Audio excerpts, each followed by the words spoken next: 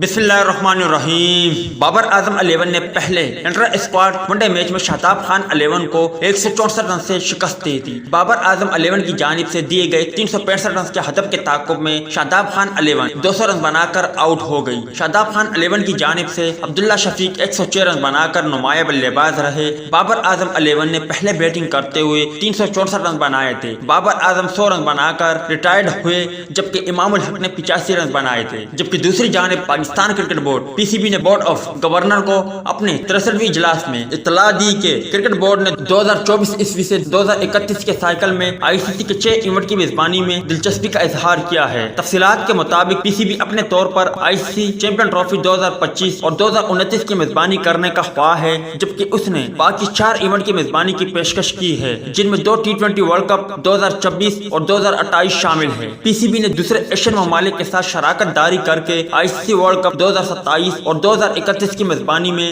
دلچسپی کا اظہار بھی کیا ہے۔ ستمبر میں ایونٹ کی میزبانی کا دوسرا مرحلہ شروع ہونے سے پہلے آئی سی سی کی کمیٹی اب بھی پی سی بی کے ساتھ ساتھ دیگر ممبروں کے مفادات کے اظہار کو جانچ پڑتال کرے گی۔ پی سی بی کو امید ہے کہ وہ کم از کم ایک ایونٹ کی میزبانی کا حقوق حاصل کرنے میں کامیاب ہو جائے گی، جو پاکستان کے لیے فائدہ مند ثابت ہوگی، جس نے آخری بار 1996 میں آئی سی سی ایونٹ کا انعقاد کیا تھا۔